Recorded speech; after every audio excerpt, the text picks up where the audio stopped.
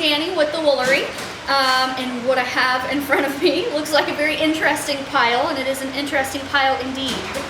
This is the weaving selvage, which is, if you know what mill ends are, then this is kind of like that, but a little bit different. It is basically the very end of industrial weaving projects. And so they cut them off, and then they have all these little fringes, and they go, what can we do with this? And then some very ingenious people said, why don't we weave it? So they did. People make rugs and things like that with this stuff that end up really interesting texturally and color-wise. So that's actually what we're going to do with it today. If you'll come with me, I'll take you over to the loom and we'll show you how it's done. Okay. So what I'm doing here is, and pardon me for all the finagling, this stuff is really fluffy, so it gets caught a little bit.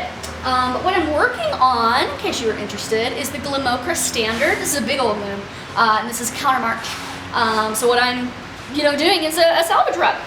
This is eventually going to go in my bedroom, I think, probably halfway underneath my bed, so my feet can touch the plushy softness when I wake up in the morning. But yeah, that's what I'm doing here. So basically, I've passed this stuff through, and I'm just going to beat the snot out of it. So if you have, any tough time beating really hard, big looms like this with the lever beaters really help. It's really nice. So basically, you just take this thing and you whack it, nice and hard. It looks like I'm really abusing the loom, but it can take it. Change your shed, open it back up, and now we'll pass again. So,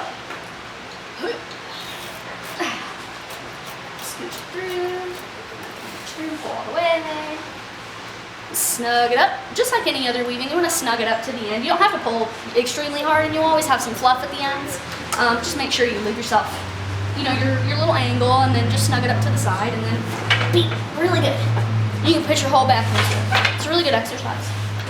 So open it back up, unravel some more. Put it through, and I've warped it up. The warp on the loom is Maysville 8/4 cotton warp.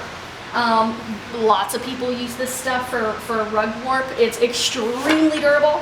Handles lots of wear and tear. Stands up to. I'm trying to say both of those at the same time, but as you can see, it handles wear and tear very, very well. And now I'm at my end, which is actually a good thing to be able to show you guys. So we'll basically just take your end through, and then when you get your shuttle full again, you'll just overlap, an inch or so, and then keep on passing just like you would normally, and then beat again and continue. So that's how you if you want to change colors, or if you want to load your shuttle up more, that's how you do that.